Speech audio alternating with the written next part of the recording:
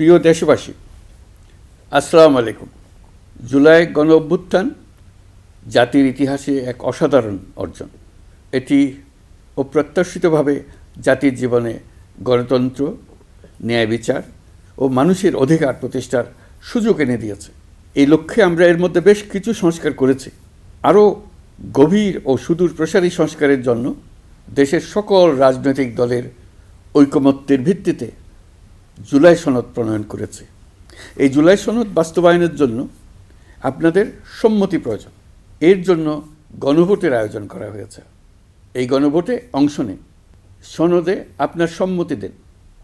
আগামী 12ই ফেব্রুয়ারি জাতীয় সংসদ নির্বাচনের দিনেই অনুষ্ঠিত হবে গণভোট।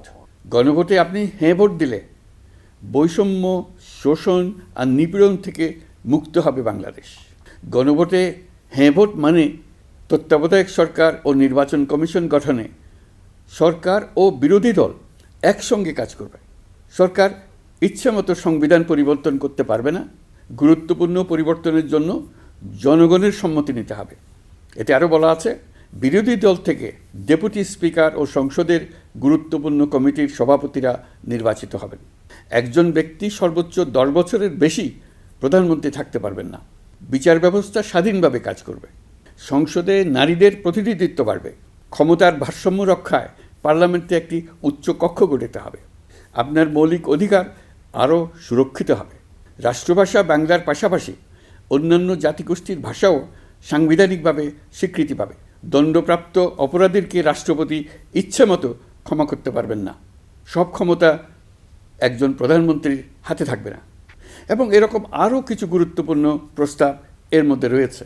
আমি আপনাদের সকলের প্রতি আহ্বান জানাই, আগামী নির্বাচনে গণভোটে অংশ নেন। রাষ্ট্রকে আপনার প্রত্যাশা মতো গড়ে তোলার জন্য হেঁতে সিল দেন। নতুন বাংলাদেশ গড়ার চাবি এখন আপনার হাতে। হেঁতে সিল দিলে নতুন বাংলাদেশ গড়ার দরজা খুলে যাবে। হেঁতে আপনি নিজে সিল দেন, আপনার পরিচিত সবাইকে সিল দিতে উদ্বুদ্ধ করুন এবং তাদেরকে ভোট কেন্দ্রে নিয়ে আসুন। দেশ পাল্টে দেন। ইনশাল্লাহ আমরা সবাই মিলে দেশ গড়ার এই সুযোগ নেব। মহান আল্লাহ আমাদের সহায় হন। ধন্যবাদ।